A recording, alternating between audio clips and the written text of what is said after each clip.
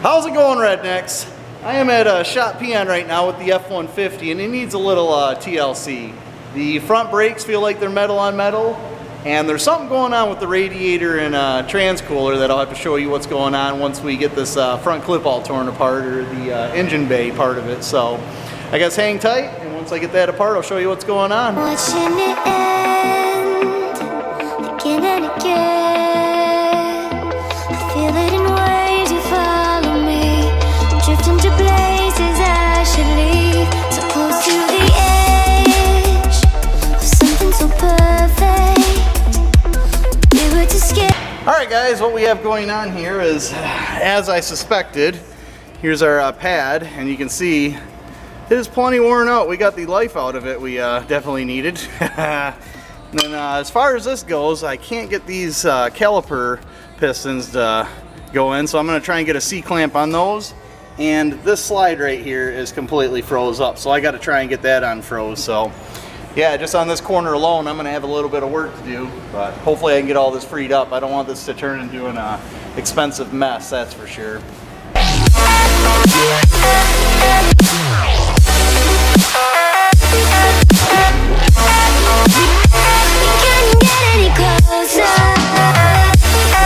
Well guys, got pretty fortunate. Both the pistons on the caliper pushed in and the slide pin came right out, so I'm going to take this to the wire brush and we're going to lubricate this good. The other one needs a little bit too, so we'll make sure to get some lubrication on that, and then we can throw our new pads on.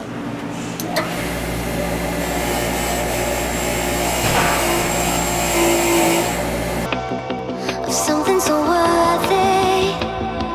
You have the world right at your feet. It almost is all we'll ever be.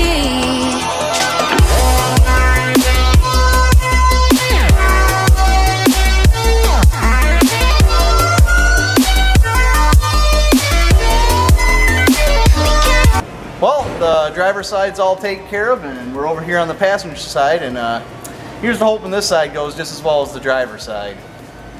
Yeah. Let me go. Left me in this mess, I'm falling. Alright guys, we have the caliper off, and the slide is unfortunately froze up inside the anchor mount. So we're going to try and throw some heat at that, see if I can't get that out. And as you've seen, both the pistons compress real easy. So just so happens there's a torch set right here next to me. So yeah, let's try and throw some heat here at this bracket and see if we can't get that out.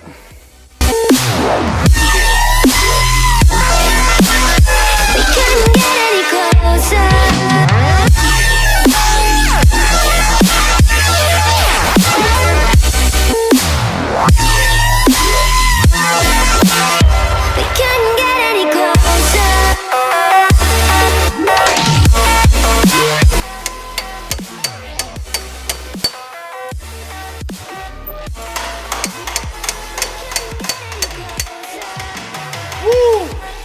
That's a victory. Yep.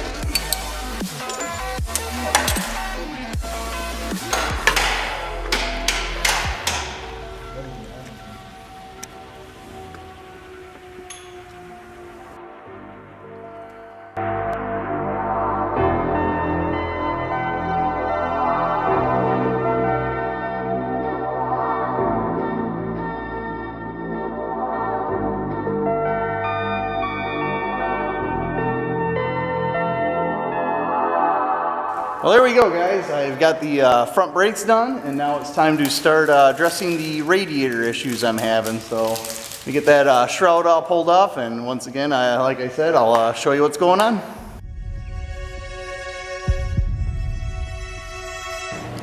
Alright guys, starting to get ready to pull this radiator out, and I figure before I do that I'll show you what's going on. The easiest way to do that would be to show you what's happening here. This piece of plastic is supposed to be under the headlight. There's supposed to be a gap between the bumper and that grill, kind of like what's over here on the passenger side. There's still supposed to be a bit more of a gap here, but what's happening is the body is settling down, and you can see that radiator support. That's supposed to be flat, and what's happening is the body's coming down and actually crushing the radiator between the frame and the front radiator support. And if you take a look, right there, the radiator is actually laying on the frame. If you follow that up, you can see that's all bent. Now, on top of all that, if you look down there, that is our transmission cooler. That is laying on top of the the skid plate, actually. So I can't really get a good angle at what's happening with the radiator support right now. But once we get this radiator out, I'll be able to show you more obviously what's happening. So get that radiator pulled out, and I'll show you what's going on.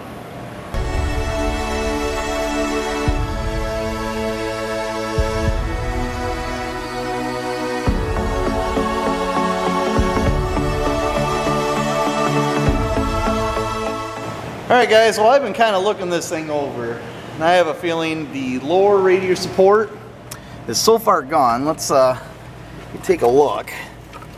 I can just pry this thing. I already broke out the whole centerpiece right there. Everything's gone over there. So what I think I'm going to end up doing is I'm going to pull the condenser out, because the AC don't work anyways, and I'm going to take arms of steel and I'm going to go down to the frame here. Same thing over there. I'll take a piece of steel, go from the frame, and I'm going to weld it right to the top of this radiator support here, and re-support this top so it doesn't keep setting down, because honestly this truck only needs to last another 3 months, because in 2.5 is the Gambler 500, and after that I have a feeling this truck ain't going to be around. I mean, it is just, it's rotted through and through. This whole front core support's rotted. All under there is all rotted and giving out. So I'm just trying to make this truck last long enough to get it through the Gambler. So yeah, I'm going to pull that condenser out and then start cutting some steel and welding it in the front.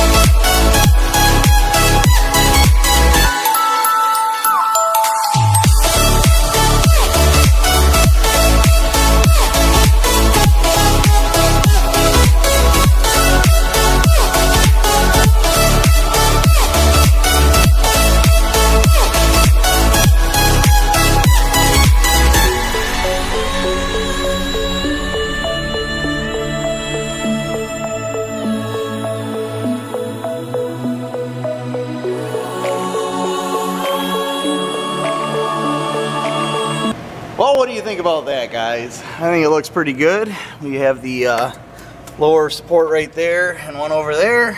It's all boxed in nicely. Now, I'm not much of a Ford person and never really have been. I don't know if I'm really a Chevy guy, but I guess I do own more Chevys than Fords, as this is actually my first Ford I've ever owned. But there seems to be a problem with these that I don't know is common across all the vehicles, but right there is your support for your radiator. Same thing over here, that's your support for the radiator, or the whole front core support. Now, the problem with that is this core support is actually welded to the inner fenders of this vehicle.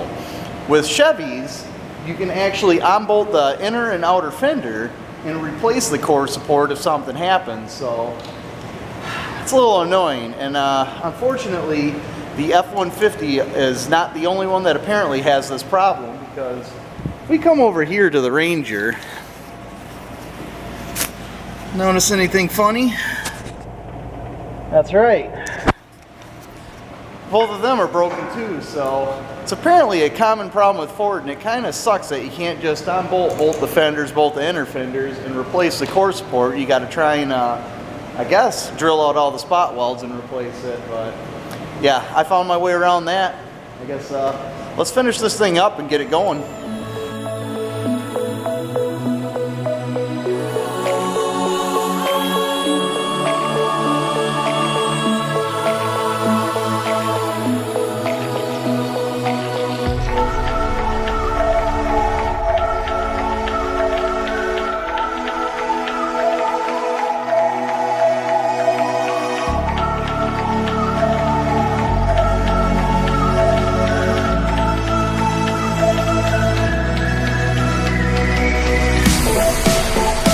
Well guys, if you ever wondered what an unshielded welding on top of painted steel looks like, that's about what you'd expect to get. Oh yeah. Well, we're almost done. Well, at least we're done with the welding. Now all I have to do is install all the rest of the parts. The condenser is not going back in, so yeah, let's get all that stuff put back on. I'm ready to be done with this.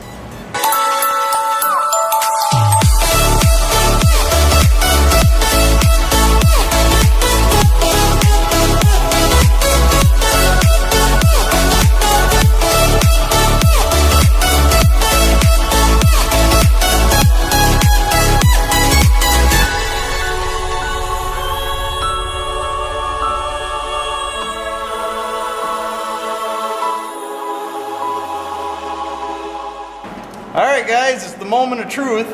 If the battery's not dead from listening to music all day, see if this thing first of all starts and doesn't hit nothing, and then second of all, do we have any leaks?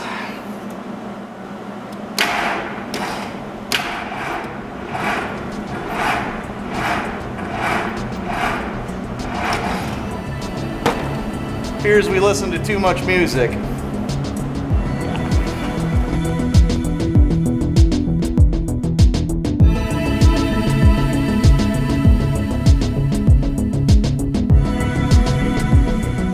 Alright guys, let's give that another go. Much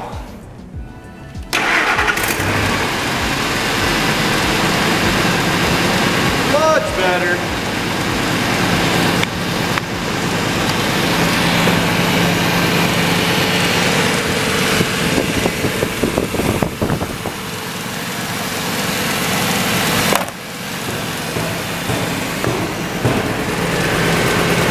Leaking.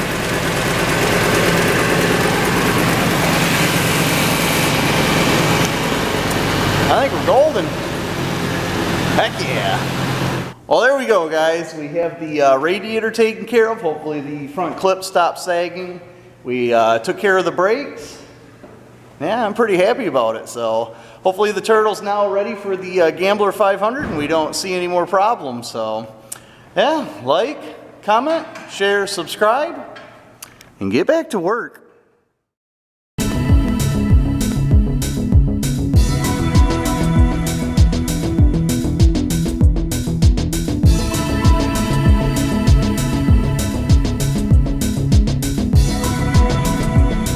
Well guys, I just got home to this mess.